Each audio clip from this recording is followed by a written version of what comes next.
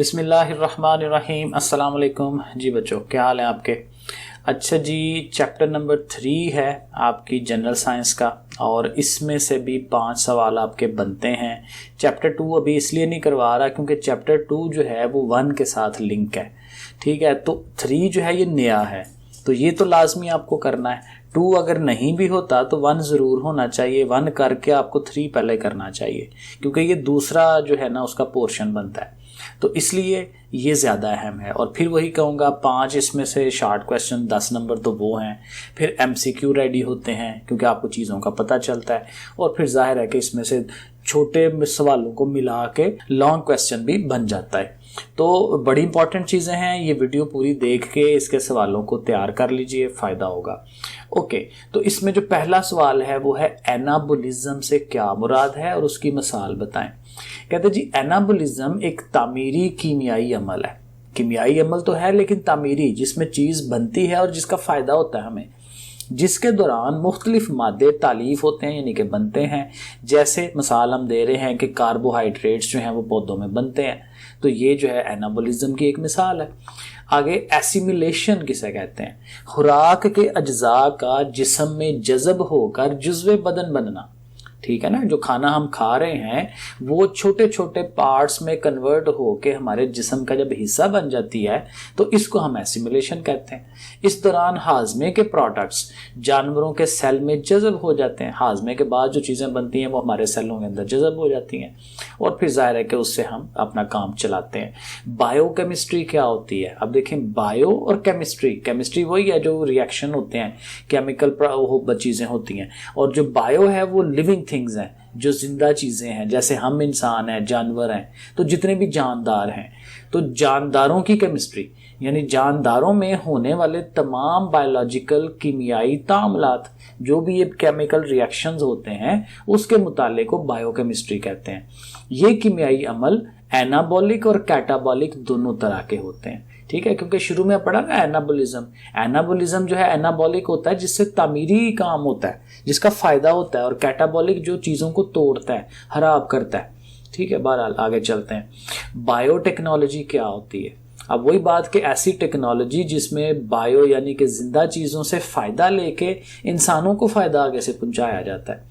Biotechnology में जानदारों खसूसन हुर्दबीनी जानदार बहुत छोटे छोटे, उनका इंसानों के फ़ायदे के लिए, ये असल बात है, इंसानों के फ़ायदे के लिए सनती पैमाने पर इस्तेमाल किया जाता है। और इसकी मदद से हुर्दबीनी जानदारों की जेनेटिक इंजीनियरिंग यानी उनको खुद से तब्दील करके उससे फिर क्या करते हैं, हम फ़ायदा उठाते हैं। मसलन उसमें हम एंजाइम्स बनाते हैं, हार्मोन्स बनाते हैं जो इंसानों को लगते हैं, हमें फ़ायदा मिल जाता है, ठीक है। मेटाबॉलिज्म की तारीफ करें, ये बहुत इंपॉर्टेंट सवाल है, ये पेपर में आता है। तमाम जानदार मसलन पौधे, जानवर, फंजाई, बैक्टीरिया, जितने भी जानदार चीज़ें हैं उनमें हर वक्त सैकड़ों, 100 की तादाद में, हज़ारों की तादाद में कीमियाई अवामिल होते रहते हैं। इन सारे अवामिल को हम मेटाबॉलिज्म कहते हैं, ठीक है। तो हमारे जिस्म में जितने भी ये केमिकल रिएक्शंस हो रहे होते हैं ना, ये सारे मजमूई तौर पे मेटाबॉलिज्म है। तो मेटाबॉलिज्म के आगे से फिर ये 2 किस्में हैं, एनाबोलिज्म और कैटाबोलिज्म, ठीक है। इनकी अलग से डेफिनेशन है। एनाबोलिज्म शुरू में पढ़ा ना, तामीरी अमल है। कैटाबोलिज्म जो है तहरीबी अमल है, ठीक है, उसका उल्टा है। ओके, डाइजेशन की तारीफ। डाइजेशन जो है यार ये बहुत इंपॉर्टेंट और बड़ा मशहूर है। खुराक का हजम होना, खुराक को जो हम हजम करते हैं ना, तो ये डाइजेशन है।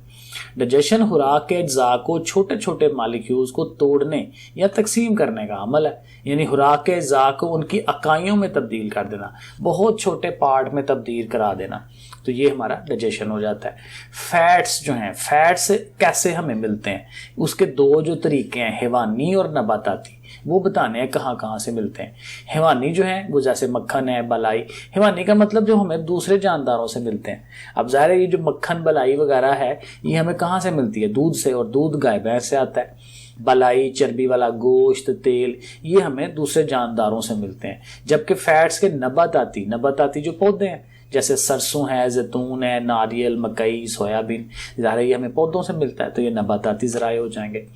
एडिपोर टिश्यूज से क्या मुराद है? तो कहते हैं ये वो टिश्यूज होते हैं हमारे जिस्म के जिसमें फालतू चिकनाइयाँ और फैट्स जमा हो जाती हैं। जैसे अब मेरा पेट जो है वो निकलना शुरू हो गया बैठ बैठ के, तो वो बेसिकली चिकनाई जमा होती जा रही है। जब एक्सरसाइज मैं करूँगा तो वो मेरा पेट वहाँ से सही हो जाएगा, ठीक है ना। तो वो फालतू चिकनाइयाँ इकट्ठी होती जाती हैं और जब एक्सरसाइज की जाए तो वो सही हो जाता है, ठीक है ना। तो ये हमारे वो टिश्यू होते हैं जिनके अंदर ये चिकनाइयाँ जमा होती हैं, इनको हम एडिपोज टिश्यू कहते हैं।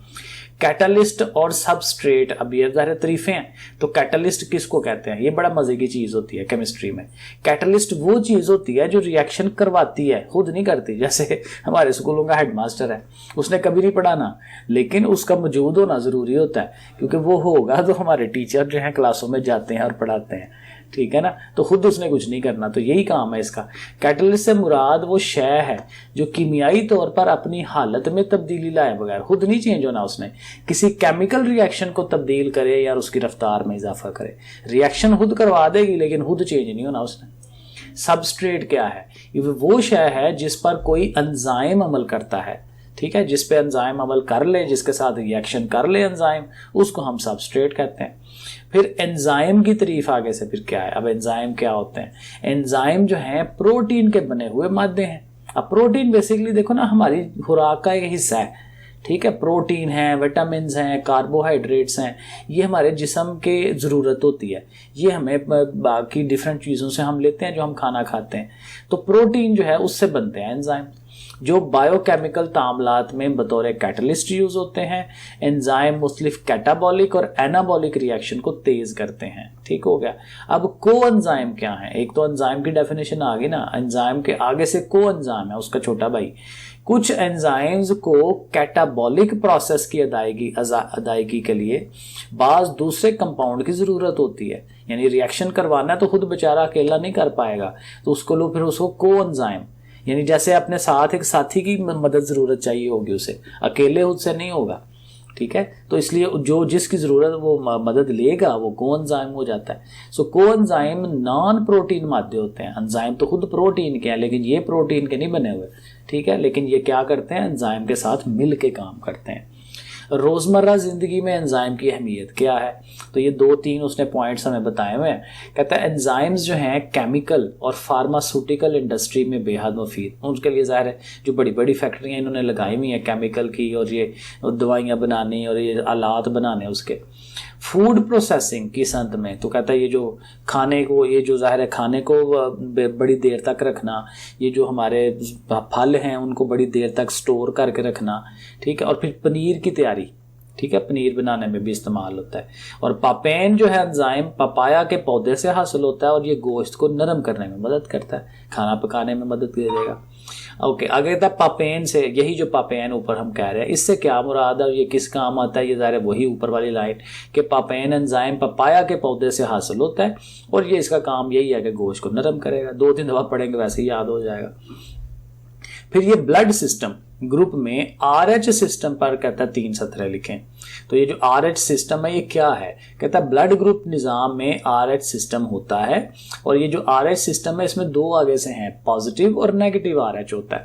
और हर ग्रुप RH एंटीजीन की मौजूदगी की वजह से पहचाने जाते हैं। इनमें एंटीजीन होते हैं और उससे हम इनको अलग-अलग कर सकते हैं कि किस में और किस में क्या फ़र्क है। खून के अफ़ाल, ये बड़ा अहम सवाल है कि खून के काम क्या हैं? 2-3 बड़े बड़े काम है खून के। खून जिस्म के तमाम हिस्सों में यानी कि एक एक सेल तक ग़िज़ा की फराहमी करता है। देखें ना, जब हमने खाना खाना है तो खाना हजम होके तो खून की जो पतली पतली शरियानें होती हैं उनके अंदर जज़ब हो जाता है। अब वो खून जो है वो हमारी पूरे जिस्म में जाता है, तो हर जिस्म के छोटे से छोटे सेल तक उसने जो है उस खाने को पहुँचाना है, उस एनर्जी को पहुँचाना है, तभी तो हम काम कर सकते हैं फिर आगे से। खून जिस्म के मुख्तलिफ हिस्सों में ऑक्सीजन को लेके जाता है। ये जो हम सांस लेते हैं ऑक्सीजन भी हर हिस्से तक चाहिए होती है, ठीक है, तो वो वहाँ तक उसने लेके जानी है। खून जिस्म के तमाम हिस्सों से फाजल मादा जाता, अब ये भी काम है उसका कि फालतू मादे जो है उनको वापस लेके आता है, लेकिन कहाँ लेके आता है? गुर्दों और जिगर तक, जहाँ से फिर ज़ाहिर आगे पेशाब वगैरह और उसके ज़रिए पसीने के ज़रिए हम इनको बाहर निकाल देते हैं, ठीक है। खून किन अज्जा पर मुश्तमिल होता है? ज़ाहिर इसमें कहता है प्लाज्मा होता है और ब्लड के सेल्स होते हैं, ठीक है। 2 चीज़ें खून के अंदर, 2 चीज़ें हैं याद रखना है, प्लाज्मा और ब्लड सेल्स होते हैं। अब प्लाज्मा क्या होता है? खून का वो माया हिस्सा, ज़ाहिर है ये जो माया की हालत में होता है ना, क्योंकि अब खून निकले तो हमें वो बहता हुआ नजर आता है, तो माया हिस्सा जिसमें ब्लड सेल तैरते रहते हैं उस हिस्से को प्लाज्मा कहते हैं। अगर खून से ब्लड सेल को निकाल दिया जाए तो बाकी क्या बचता है? प्लाज्मा रह जाता है। खून यानी कि ब्लड के सेल्स के नाम बताएं, बहुत मशहूर सवाल है। Red blood cell, white blood cell और प्लेटलेट्स। ठीक है, रेड, वाइट और प्लेटलेट्स, ये 3 हमें याद रखने हैं। सीरम किसे कहते हैं? अगर प्लाज्मा में से खून मुंजमद करने वाली प्रोटीन फेब्रिनोजिन को अलहदा कर लें तो ये बाकी सीरम रह जाता है। ठीक है, अगर वो, अब देखो ना इसमें काम होता है, अब खून कहीं से कट लगे तो वो खून एक थोड़ी देर के बाद जमता है, क्योंकि जमेगा तो खून रुक जाएगा ना। तो कहता है वो जमने वाला मादा जो फेब्रोजिन है उसको अलहदा कर दें तो पीछे जो चीज रह जाती है उसको सीरम कहते हैं, खून के अंदर जो पीछे रह जाता है। वैक्सीन्स क्या है?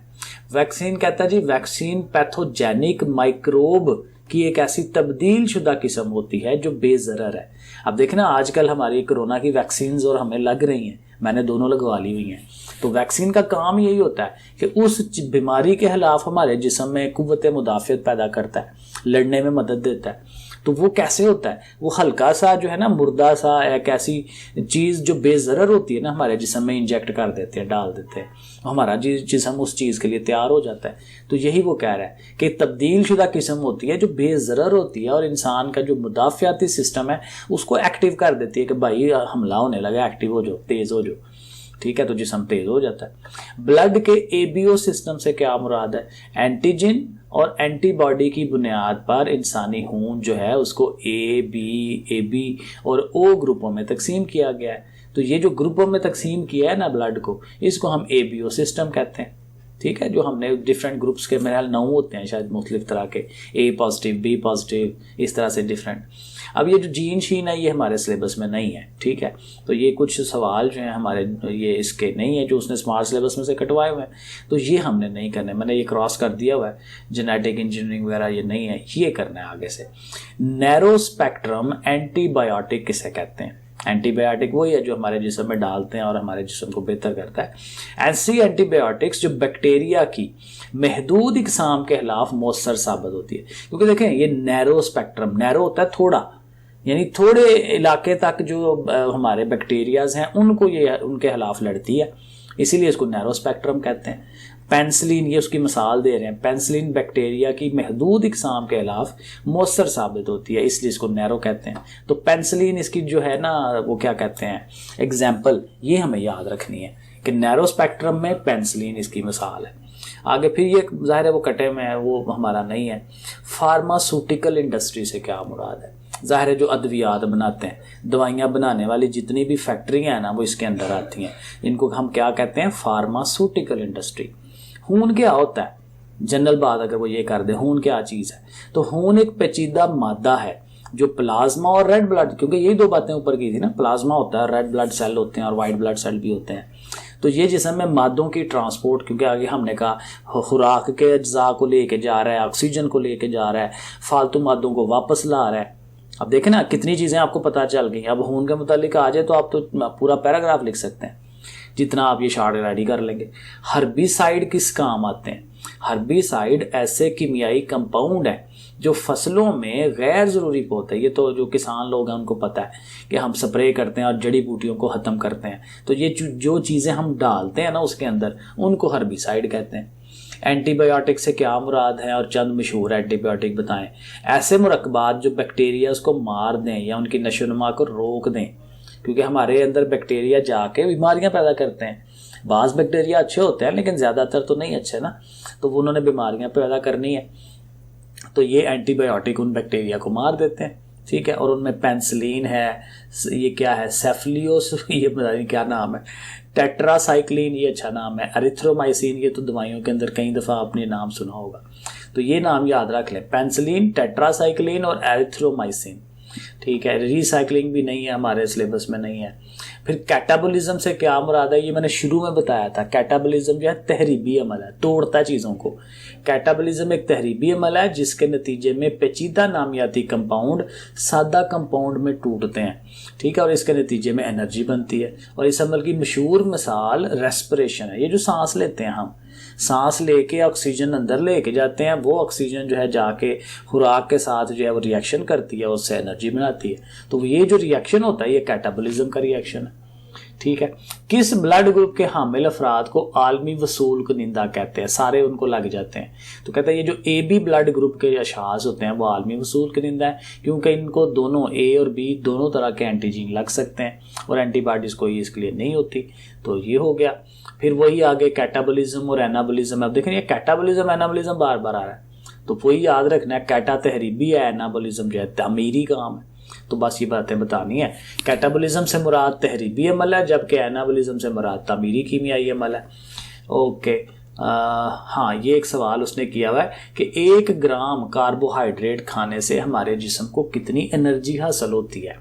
1 ग्राम कार्बोहाइड्रेट खाने से हमारे जिस्म को 4.1, तो ये याद रखना है, 4.1 किलो कैलोरी हासिल होती है। एंटीबायोटिक किस काम आते हैं? ज़ाहिर है बीमारियों के खिलाफ लड़ने के लिए। तो इंसान में बैक्टीरिया की वजूद की वजह से जो बीमारियां पैदा होती हैं, देखिए अब यहाँ वायरस की बात नहीं हो रही। अब जैसे कोरोना वायरस है तो कोरोना वायरस एंटीबायोटिक से नहीं होगा सही, क्योंकि वो बैक्टीरिया से नहीं बना हुआ, ये वायरस से बना हुआ है। तो ये एंटीबायोटिक्स जो हैं सिर्फ बैक्टीरिया के लिए होती हैं। ठीक है, तो बैक्टीरिया के वजूद की वजह से पैदा होने बीमारियों को कंट्रोल करने के लिए एंटीबायोटिक यूज़ करते हैं। जो अक्सर बच्चों को या बड़ों को जब डॉक्टर के पास जाए ना तो डॉक्टर एंटीबायोटिक ही देते हैं हमें।